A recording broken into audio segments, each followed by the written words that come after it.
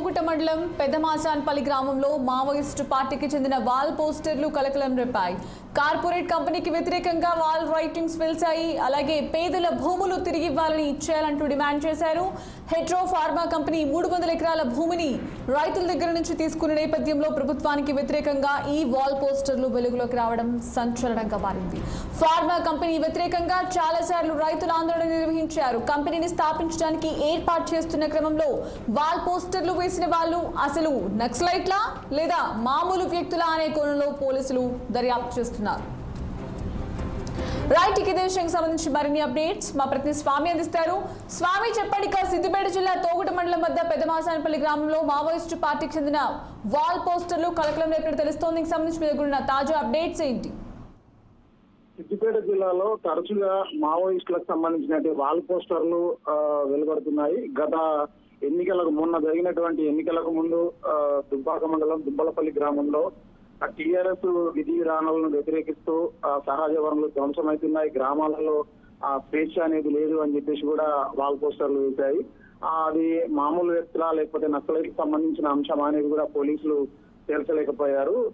తాజాగా నిన్న మొన్న జరిగినటువంటి ఘటనలో సిద్దిపేట జిల్లా తొగట మండలం పెద్దమాసంపల్లి గ్రామంలో ఓ ప్రైవేటు కంపెనీ, ఫార్మా కంపెనీకి సంబంధించినటువంటి ప్రైవేట్ కంపెనీ గత 5-6 ఏళ్ల నుంచి కూడా 350 ఎకరాల భూమిని రైతుల దగ్గర నుంచి కొనుగోలు చేసింది. సో దీనికి సంబంధించి 5-6 ఏళ్ల నుంచి కూడా రైతులు వ్యతిరేకిస్తూ అక్కడ లాఠీ చార్జ్ చేయడం, దానికి సంబంధించిన అంశాలు కూడా 5-6 సంవత్సరాల నుంచి జరుగుతా ఉన్నాయి. తాజాగా ఇప్పుడైతే మావోయిస్టుల పేరుతోటి ఈ కంపెనీ మా గ్రామంలో వద్దు, మేము ఖబర్దారు ఇక్కడ ఎవరైనా వస్తే అంతు చూస్తామంటూ మావోయిస్టు భావజాలంతో కలిగినటువంటి పోస్టర్లు వెలువడ్డాయి. సో దీనికి సంబంధించి ఫార్మా కంపెనీ పెడితే మాకు ఇక్కడ ఉన్నటువంటి వాతావరణం అంతా కలుషితం అవుతుంది, పంటలు పండించుకోలేకపోతాం.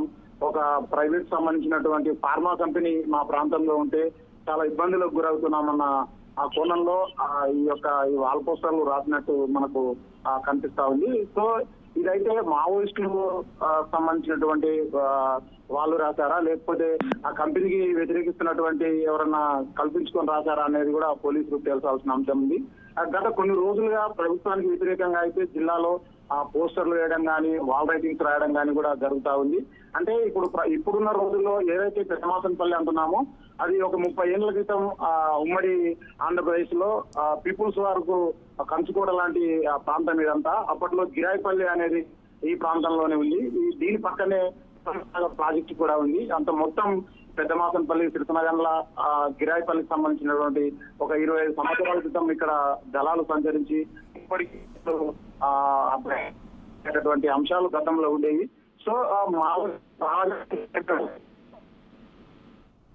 అనేది కూడా స్వామి, అసలు ఈ పోస్టర్లు ఎప్పుడు వెలుగులోకి వచ్చాయి? దీనికి సంబంధించి ఏమైనా అప్డేట్స్ తెలిసాయా? అసలు ఇవి రాసింది నక్సలైట్స్ లా లేకపోతే నార్మల్ వ్యక్తులు అనేది ఏమైనా తెలిసిందా? అయితే రాకెట్ వేసినట్టు గ్రామస్తులు గుర్తించారు. సో మొత్తం మీద ఈ ప్రైవేట్ ఫార్మర్స్ సంబంధించిన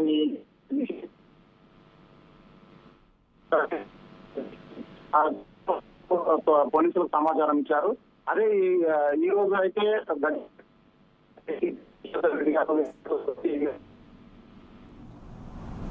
గ్రేట్, థ్యాంక్ యూ స్వామి.